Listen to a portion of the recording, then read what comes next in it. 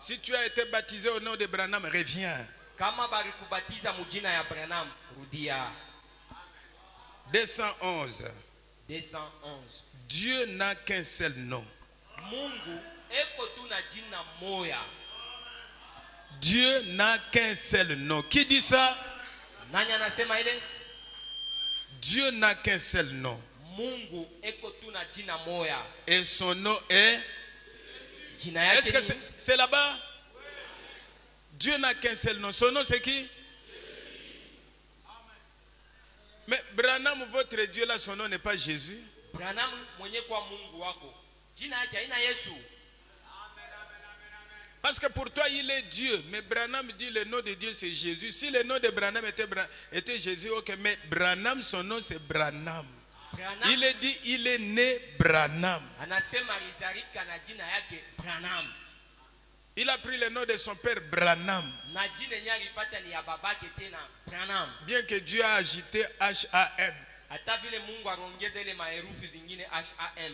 Dieu n'a qu'un seul nom. Et son nom est Jésus. Combien croient ça? Ok. Frère Branham dit, c'était son fils, il a pris le nom de son fils. Dieu.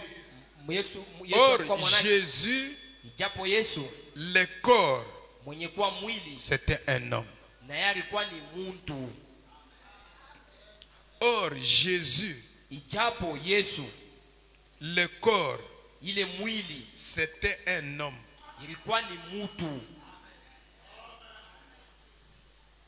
Ce corps-là, c'était, car nous le savons, c'était le Fils de Dieu qui avait été couvert de son ombre. Or, nous ne croyons pas à une unité comme celle dont parlent les gens qui disent que Dieu est comme votre doigt.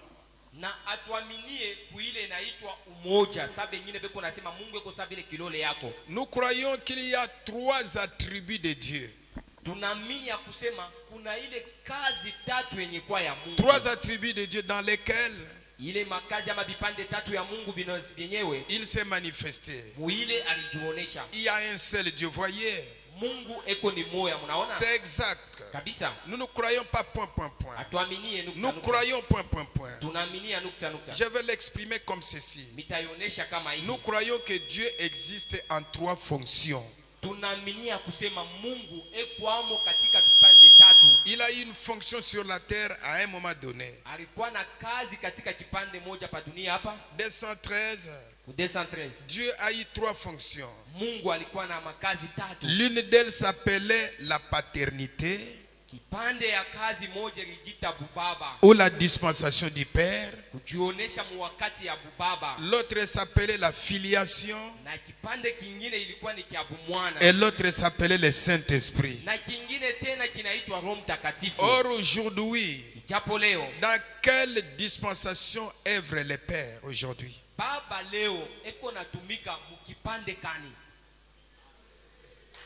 Ah? Ah, vous êtes très intelligent.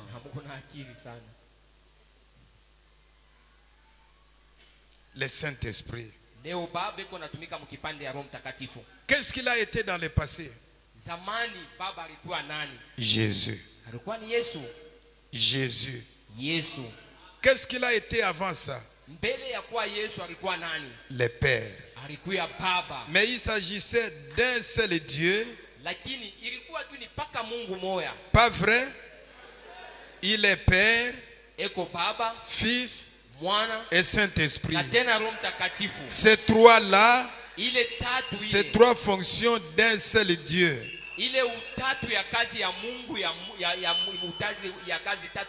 Un seul Dieu. C'est ce que vous croyez? C'est ce que nous croyons tous. Que tous les croyants acclament pour le Seigneur.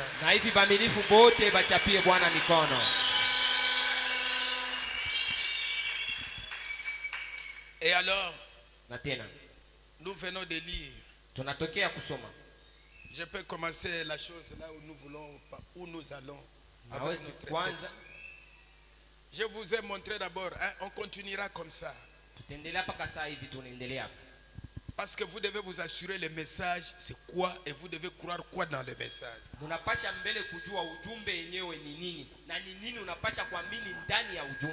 Comme mon frère me disait hier, il y a beaucoup de gens quand ils passent, ils pointent ici, ils disent, vous voyez ces gens-là sont des adorateurs de Branham. Parce que nous répétons Branham.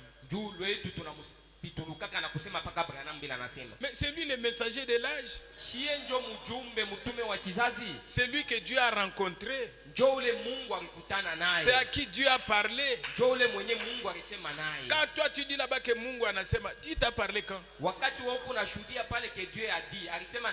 Et la Bible dit que quand vous prenez le nom de Dieu en vain, vous irez en enfer.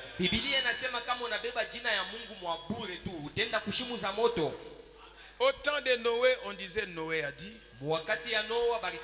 Jusqu'aujourd'hui en Israël, les gens prêchent Moïse. Est-ce que vous savez? Ne prêche pas Dieu, mais c'est écrit ici, il prêche Moïse dans les synagogues. C'est écrit ici dans la Bible. Vous avez déjà lu? C'est comme les gens. Dans la Bible, on dit jusqu'aujourd'hui, les gens prêchent Moïse.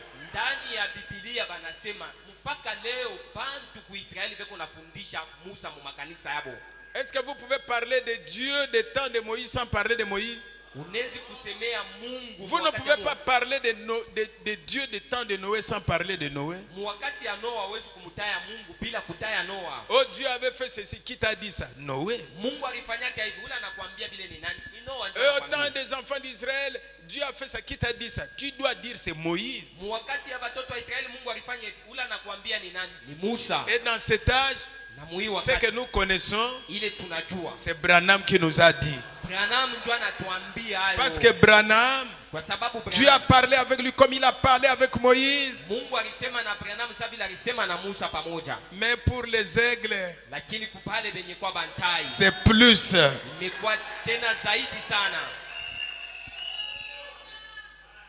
Plus grand.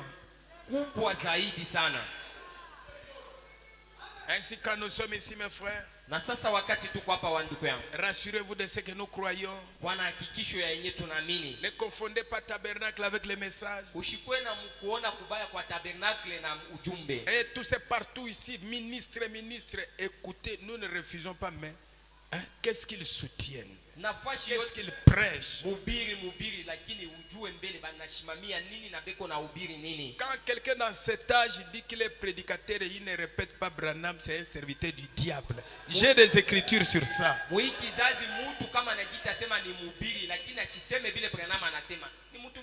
Parce qu'il n'y a que deux esprits.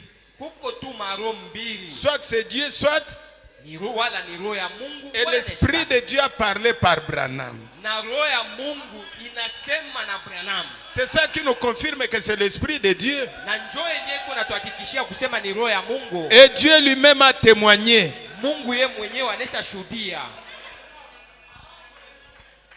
Alors ce qui ne s'allie pas ici, c'est du diable.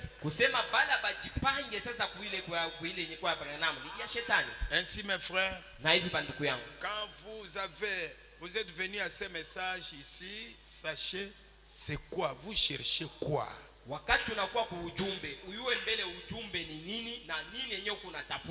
J'ai horreur de voir des côtés des hommes ici plein les dimanches. Mes frères, est-ce que vous avez pitié de vos âmes? Est-ce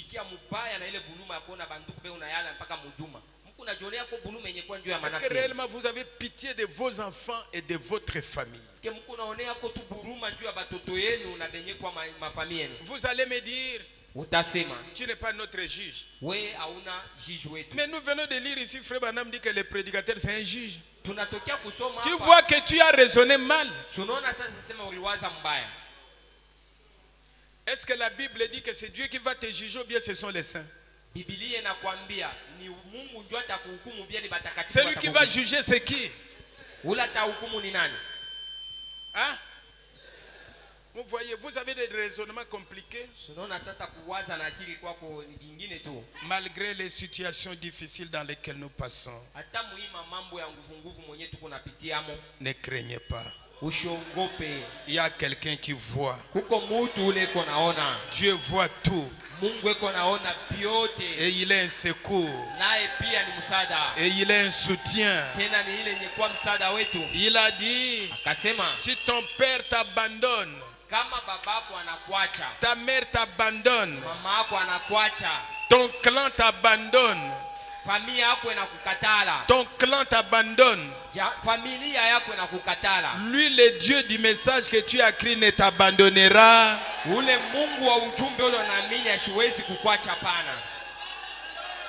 Il ne va pas t'abandonner. Même si tu tombes, c'est lui qui justifie. Parce qu'il n'y a que Jésus qui a versé son sang pour la justification de nos péchés. Et Dieu nous a aidés. Les disques de notre vie, Dieu a pourvu un moyen pour enlever les mauvais témoignages. Amen. Donc quand vous venez à ce message, rassurez-vous, c'est quoi? Vous cherchez quoi? Vous voulez aller où? Qu'est-ce que le message va vous donner? Et alors vous devez avoir un bon guide. Ne soyez pas abattus quand il y a une petite maladie. Ne soyez pas abattus quand le problème ne va pas. Ces gens ici étaient découragés.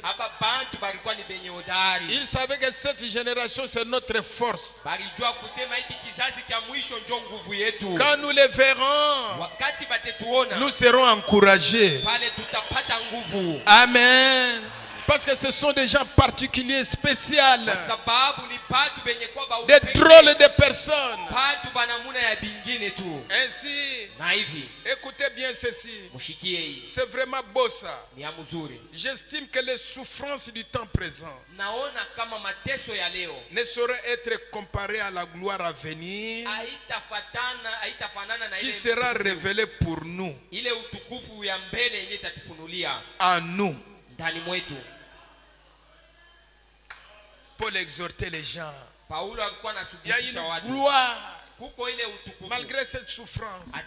Mais toi à qui la gloire là a été donnée, moindre souci abattu. Vous savez, chaque fois quand quelqu'un ne connaît pas sa valeur, il va subir des échecs à tout moment.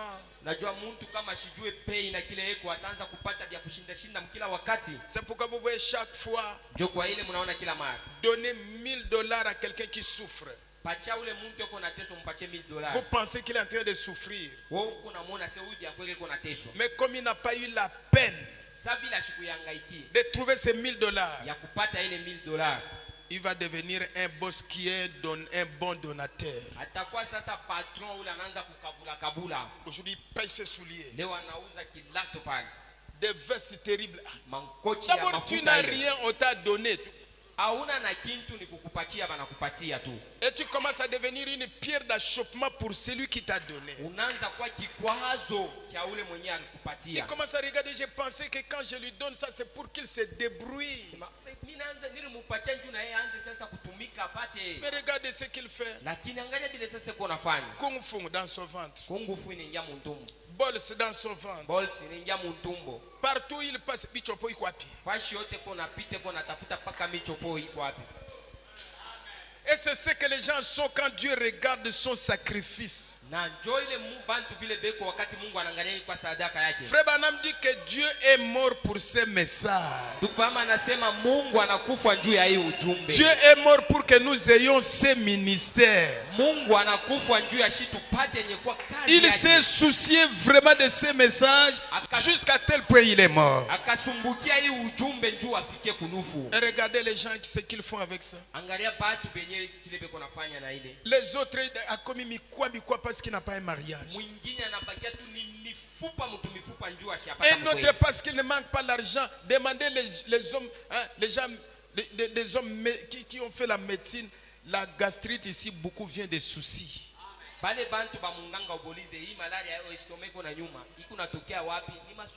Tu veux comparer la valeur de ce message et le mariage? Tu veux comparer la valeur de ce message et l'argent? L'argent qu'un président peut changer à tout moment. Des gens terre à terre. Des jeunes filles, au lieu de chercher le Saint-Esprit, se soucient du mariage. Je suis content, comme on m'a dit qu'on a fermé TikTok. Vraiment que Dieu bénisse la personne là.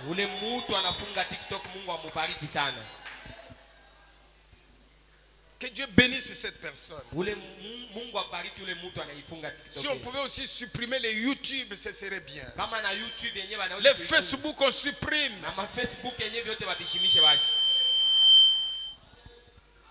Les grands matins, il ne pense pas à son offrande, il pense aux unités pour TikTok. On prêche la parole qui lui donne la vie. Mais si Dieu me connaissait, il fallait qu'il me donne Anipati et Bwana. Vous les regardez seulement comme ça. Ne connaissez pas la valeur du sang de Jésus. Vous savez que le mariage c'est la volonté permissive.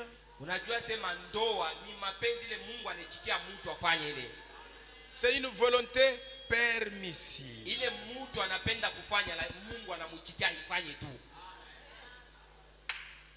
Et ils ont une chose de valeur.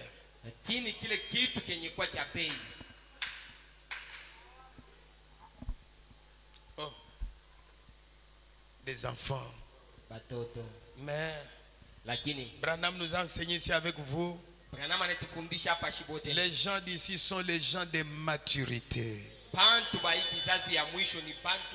C'est ici on était des enfants, mais ici ce sont les gens.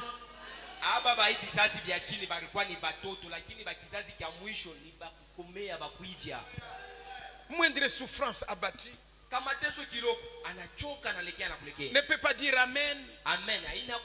Ne peut pas dire Alléluia. Est tellement calme.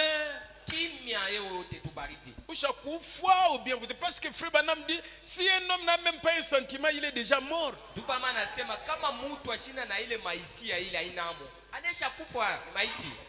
Vous ne verrez même pas un signe de joie. Rire ici, c'est difficile. Moi, je pense que Poutine aussi rit avec les gens.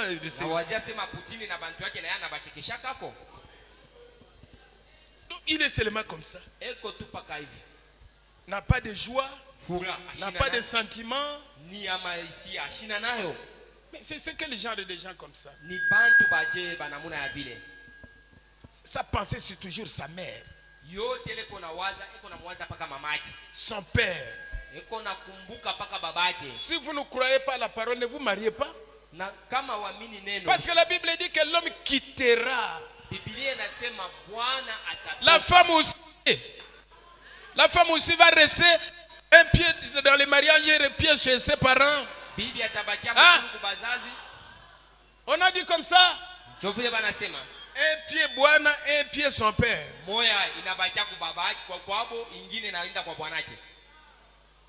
Elle quittera.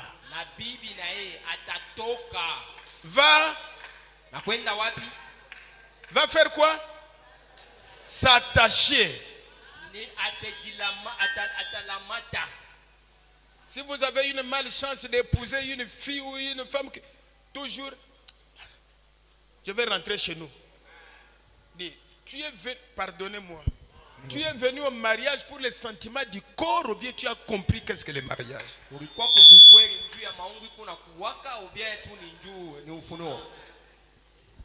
vous devez savoir pourquoi vous faites ça. Vous poursuivez quoi? Et alors, vous. Le ciel, ce n'est pas custom. Vous avez dit une fois ici que le Saint-Esprit, est-ce que les femmes, le Saint-Esprit, mais vous avez déjà vu quelqu'un avec le Saint-Esprit refuser l'église et rester à la maison? Ah, dites-moi. Ici je suis, mais je me tiens au siège des tribunaux.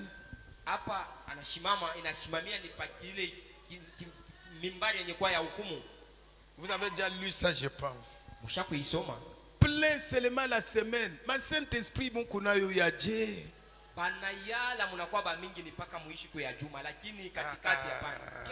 Vous avez confondu le Saint-Esprit. Les esprits que vous avez, Frère Branham a dit, on a reçu ça des grands-pères. Vous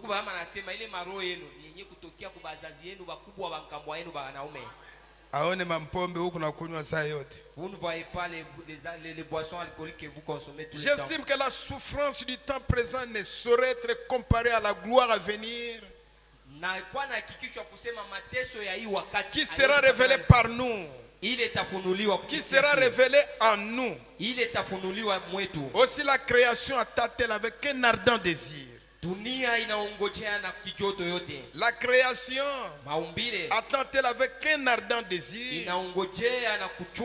La création attend les manifestations des fils de Dieu. Tout est dans l'attente de quoi? Qu'est-ce que toute la création attend? La manifestation des fils de Dieu. Qui est ce fils de Dieu là? Alors la création t'attendait. Elle attend que l'église prenne sa position.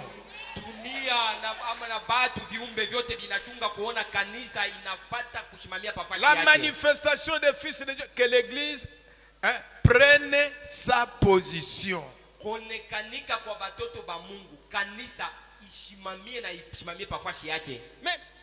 vous dites que vous êtes des chrétiens sans position, ça veut dire quoi? Parce que les fils de Dieu prennent leur position. Les manifestations des fils de Dieu, elle attend que l'église prenne sa position. Qui étaient les fils de Dieu? Regardez quand Adam, où était son empire? La terre. Il avait un empire sur la terre, pas vrai? Il n'était pas Elohim. À ce moment-là, il était Jéhovah. Dieu avant n'était pas Elohim, il était Jéhovah. Voyez, c'est-à-dire je suis. Je suis Dieu et j'en ai créé de plus petits qui me sont assujettis. Et je leur ai donné l'autorité et leur empire. C'est sur quoi ils ont autorité. C'est sur la terre. L'homme avait l'autorité sur la terre. Et la création tout entière attend que le Fils de Dieu soit manifesté. Disons un peu amen à ça. Amen. Frère Branham dit pas vrai. Dans l'attente que tu prennes position. Dans l'attente, Dieu essaie de placer son église dans sa position. Mungu anapima kuweka kanisa nafasi yake pour qu'il puisse se manifester. juu hivi ipate kujionyesha. Il s'en approprie un à travers lequel il peut agir. Na Mungu anabeba moya ya kanisa, mwile kanisa anaweza kutumika. Agir comme ceci. Tumika kama hivi. Il dit il y a mon esprit qui circule librement là-bas. Na kasema kuko roho yangu yenyewe inashunguluka kule bure. Le voilà. Yo ile pale. Voilà. Yo ile kule. Je peux agir. Pale naweza kutumika. Tiens. Prends-en un autre ici. Et place celui-là. Celui-là, je peux le placer. L'adoption, le placement, la manifestation, l'amener ici et lui faire une cérémonie. Le visiter par un ange. Lui dire quelque chose. Mais s'il a dit la vérité, mais s'il est seulement en train d'inventer quelque chose,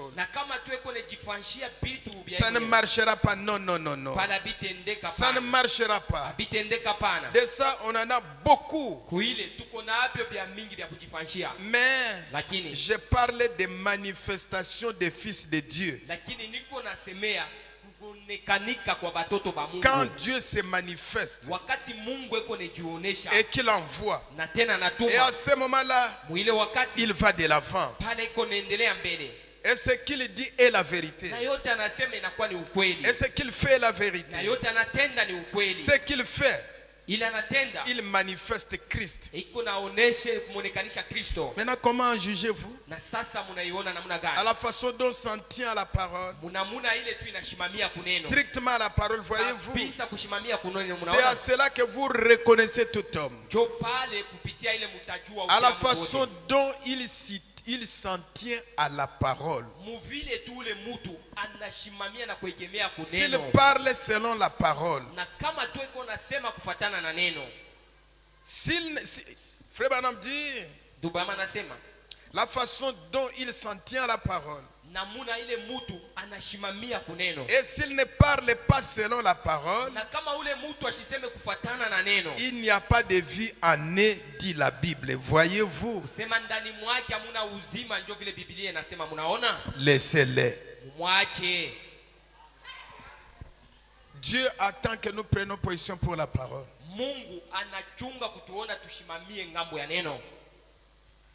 Faites les choses selon la parole.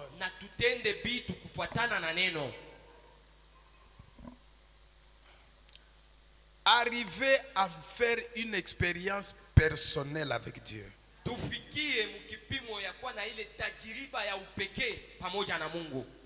Quand vous prenez une bonne position avec la parole, vous aurez des expériences personnelles.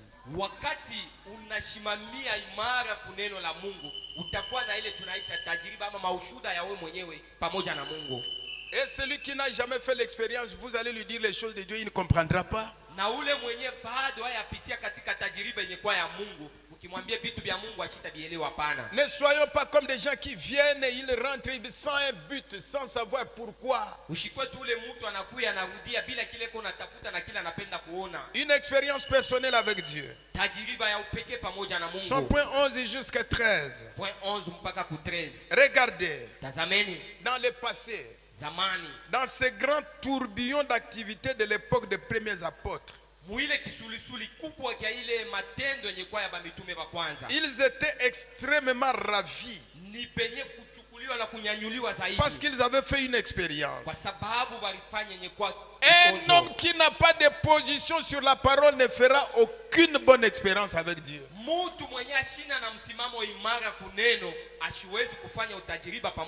Il sera tout simplement un fanatique. Un bon fanatique. Mais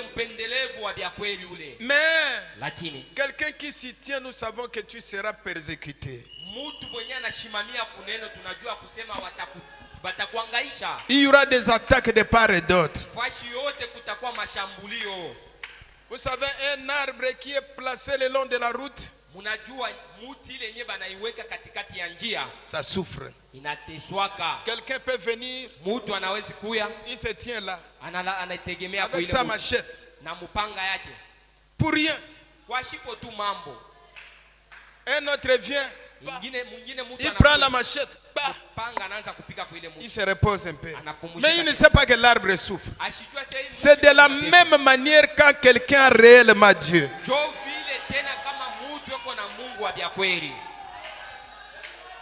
Et la vie chrétienne, ce n'est pas un lit d'aisance.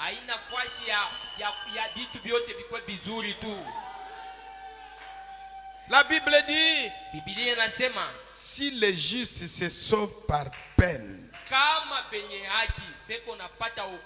qu'en est-il des incroyants? Et Jésus a dit, s'il n'avait pas abrégé les jours, même les élus seraient séduits. Ça signifie que ce ne sont pas des temps faciles.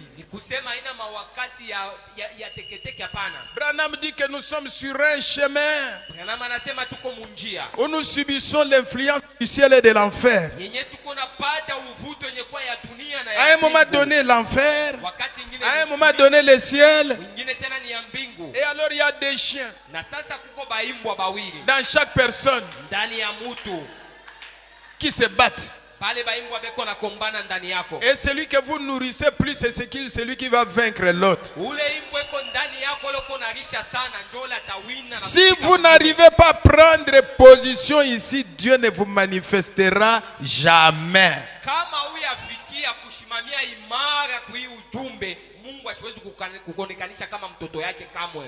Vous ne pouvez pas être là. Un souci qui est inutile. Et vous devenez abattu.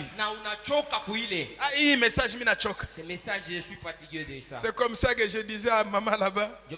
Un jour, on me traite de sorcier. J'ai dit maman, il y a seulement une seule chose. Si tu ne veux pas que les gens vous fassent des problèmes, abandonne le message. Alors tu seras libre. Mais aussi longtemps que tu prennes position pour ce message, tu es obligé de rester dans la position malgré ces choses-là. Est-ce que vous pouvez lever les mains et dire Amen? Dieu n'aime pas les lâches. Regardez. J'aime que vous puissiez sourire. Regardez celui qui est à côté de vous. Faites-lui un petit sourire. Parce que nous voulons parler de bonnes choses. Depuis que tu es venu, celui qui est à côté de toi là n'a même pas vu ta joie. Souris un peu. Regarde-le, souris un peu. Tes dents là, c'est seulement les gens de ta famille qui voient ça. Seulement ton mari qui voit ça, ni ta femme. Acclamez un peu pour le roi des rois.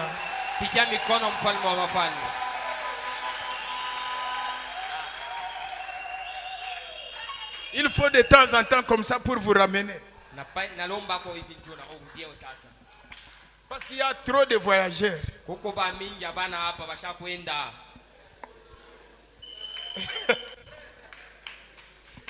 Trop de qui? Ok. Je voulais que certaines personnes reviennent.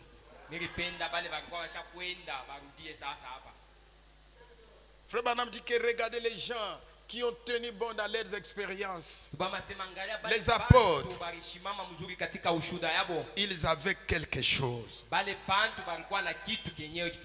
Vous ne pouvez pas croire ce message ici et ne rien voir. Il y a quelque chose dans les messages. Et vous devez connaître cette chose-là pour bien les chercher. Amen. Ils avaient fait une bonne expérience. Ils avaient quelque chose. C'est ce dont les gens ont besoin aujourd'hui. C'est d'une expérience. Et l'expérience vient de la position que vous avez. Frère Branham dit, regardez, si nous avons l'intention de faire un voyage pour la Californie, que quelqu'un allait vous y conduire en voiture. Vous voulez aller par exemple à Lubumbashi, quelqu'un doit vous conduire en voiture. Vous ne voudriez certainement pas d'un chauffeur qui n'a jamais conduit une voiture auparavant.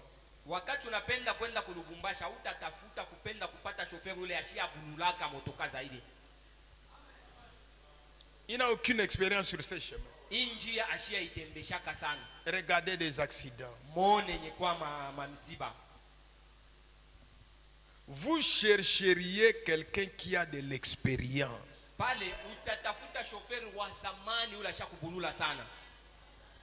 Si vous devriez subir une opération chirurgicale ou une chirurgie dentaire, vous ne prendriez certainement pas quelqu'un qui ne sait pas de quoi il parle. Vous chercheriez quelqu'un qui a de l'expérience.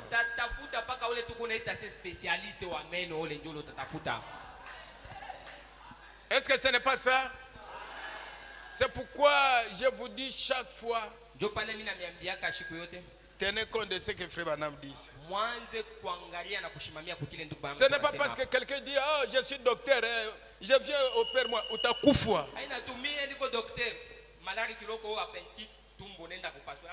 Il va couper ce qu'on ne doit pas couper. La théorie et la pratique, ce n'est pas la même chose.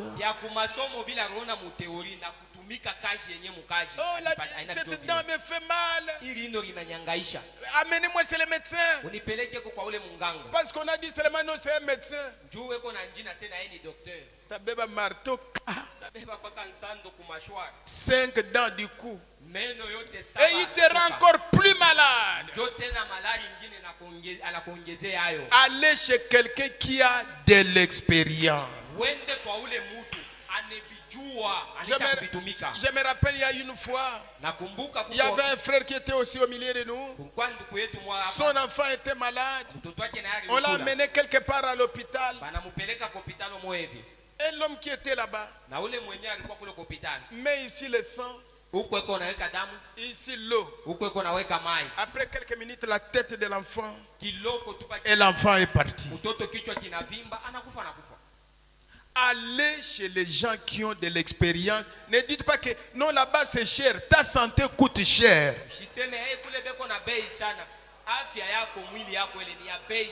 L'argent qu'on va utiliser pour payer les cercueils, payer les trous, payer les véhicules, payer les choses à manger, c'est moins par rapport à ce que tu vas payer. Est-ce que vous me suivez?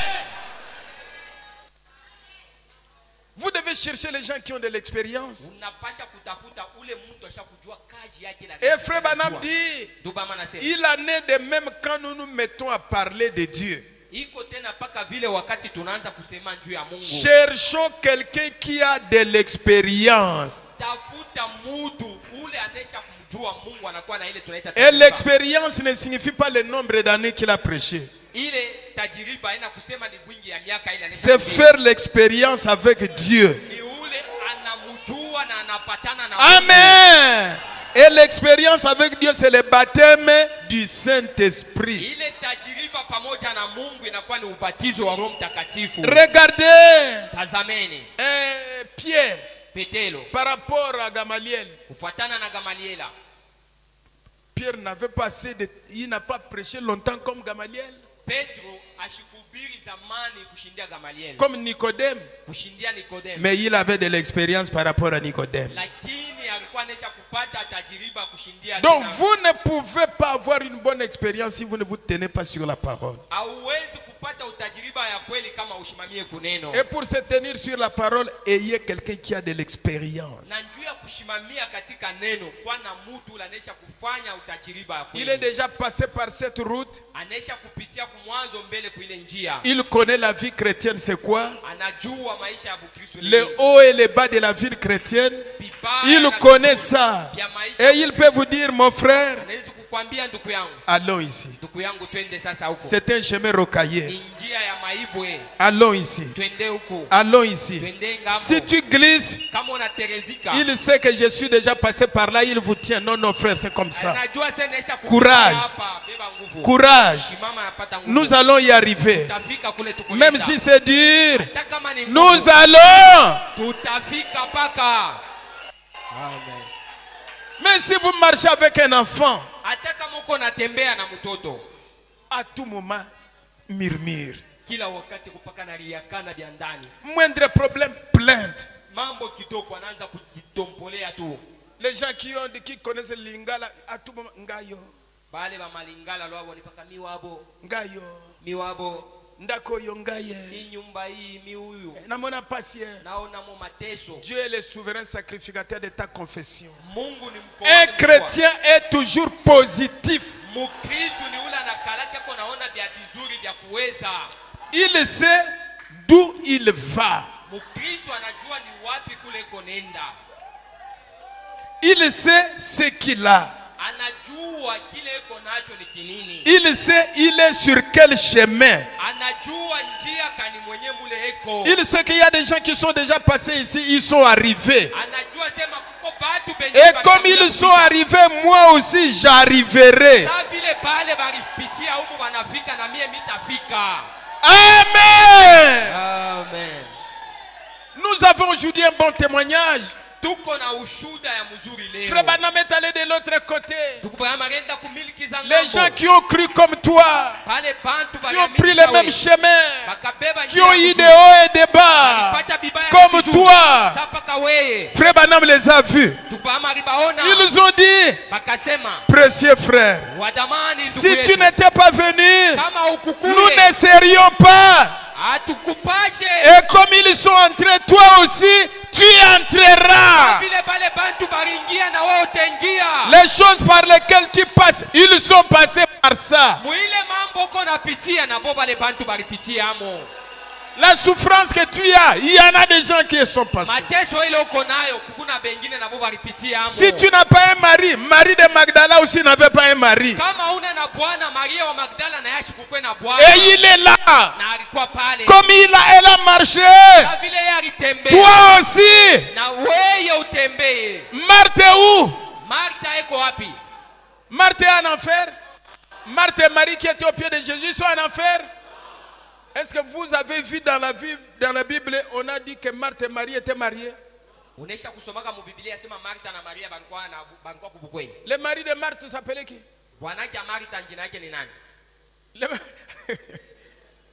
Mais toi aujourd'hui, parce que tu n'as pas dit... On t'a dit que pour entrer au ciel, il faut seulement un mariage.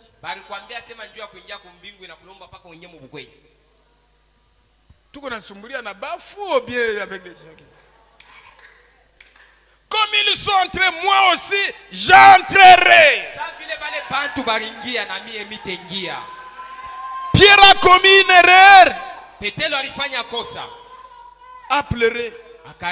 Il est au ciel. Si je commets aussi l'erreur, j'entrerai pourvu que je me répands.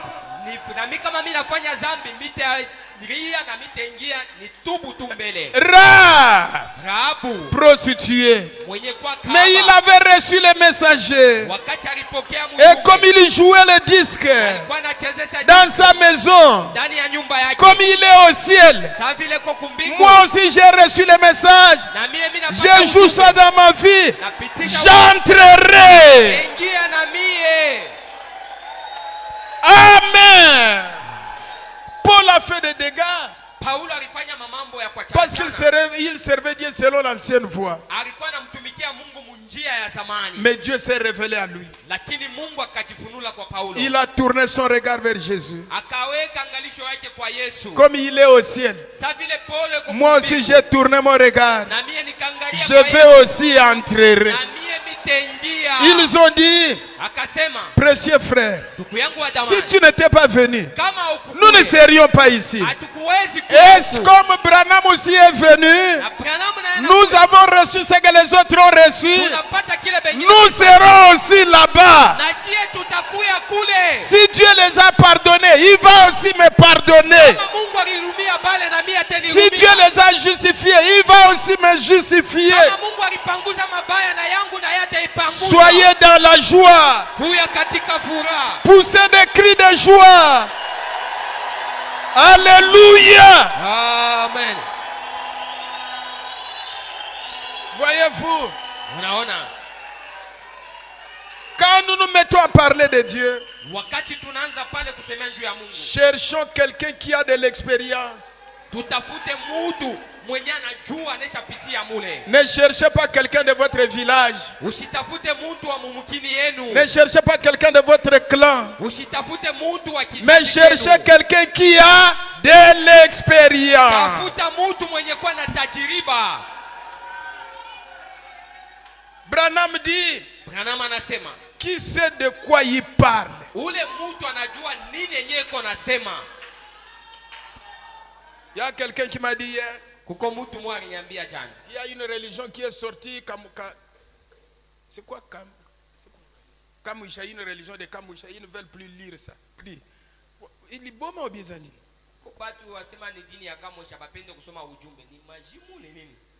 Le réveil de Kamwisha, ça a existé depuis quand? Nous connaissons qu'il n'y a qu'une seule réveil. Et ils disent que le temps de Branham est passé. Mais si le temps... Donc cherchez quelqu'un qui sait de quoi il parle. Frère Branham dit, regardez ces apôtres. Ils avaient fait l'expérience de la Pentecôte. C'est parce qu'ils ont pris position. Il y avait la persécution. Ils avaient même peur. Mais ils ont gardé leur position. Ils sont allés jusqu'à la chambre haute. Et ils ont fait une expérience avant d'aller prêcher. Et ils étaient bénis. Ils éprouvaient une joie divine. Et leur cœur bouillonnait complètement. Oh, frère Branham dit, là où il y a Dieu, si la parole est prêchée, c'est difficile que tu restes calme. C'est difficile. C'est difficile. Même si tu ne veux pas, la chose te fera lever la main. La chose te fera dire Amen. Tu ne sauras même pas, tu te retrouveras. Amen. Amen. Oh, nous ne sommes pas dans l'église catholique. Nous sommes dans la maison de Dieu où il y a des cris. Ici c'est la maternité de Dieu. Dans la maternité,